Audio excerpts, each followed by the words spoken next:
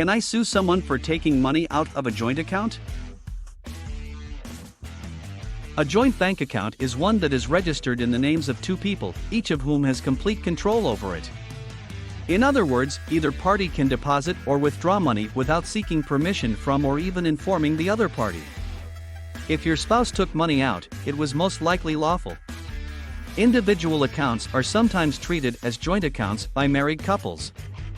It is not uncommon for them to have one or more bank accounts in their own names but allow the other spouse to use them as if they were joint accounts. If your spouse withdrew funds named solely in your name without your authorization, the withdrawal may be illegal, although this depends on the circumstances. For example, if you told your spouse that they could no longer use the bank account in your sole name, and they stole your corresponding debit card from your wallet and used it to withdraw money from an ATM, it may be considered theft. If, on the other hand, you had not conveyed to your spouse that you no longer grant them such authorization, the withdrawal was most likely legal. Can I get my money back if a joint account is emptied? If your spouse illegally withdrew funds, you can report it as a felony. If your spouse is convicted, the criminal court will very definitely order them to repay you as part of their sentence. Even if your spouse's acts were legally lawful, or you understandably do not want to denounce their actions as a crime, you may be able to reclaim your money by filing a divorce petition. In all states, a court can compensate you for the loss by either directly ordering that you recover the amount of money that was taken or by awarding you additional assets to compensate for the amounts that your spouse removed from the account.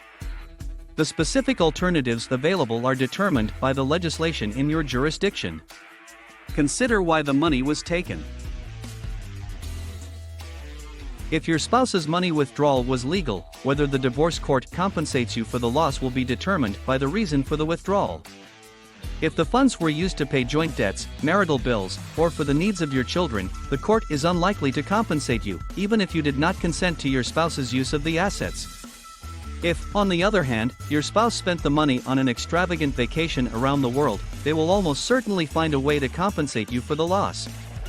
Although it may not always appear so, divorce courts often endeavor to find a way to make things fair. This is wonderful news if you recently discovered that your husband emptied your joint account. Interspousal immunity. While largely disposed of across the country, the concept of tort interspousal immunity may impact a claim for theft or fraud. This legal concept arose out of the belief that the married couple was one person, typically the identity of the male. Therefore, the law opined that a spouse should not be able to sue himself. Furthermore, courts hypothesized that couples suing each other would cause discord in the marital home. Many governments, however, have fully erased this immunity. Other states expressly specify in their tort statutes or common law that spouses may pursue tort claims against the other spouse, but they must be heard in a divorce proceeding.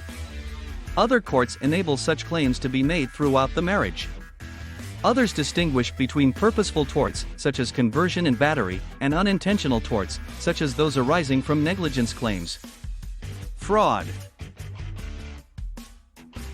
If one spouse makes a major misrepresentation about the worth of assets or income during the marriage or divorce, a claim of fraud may arise. Actual fraud occurs when an individual has the intent to cheat the other spouse and deprive the other spouse of the fair use and enjoyment of marital assets.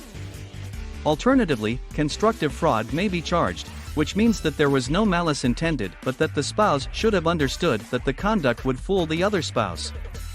Fraud claims are mostly based on facts and state statutes. Some states have provisions that include marital fraud during divorce, which includes any transfers of marital assets that are not fair to the other party. Bringing a fraud claim during the divorce process or after the final settlement may have an influence on a number of issues related to the divorce settlement.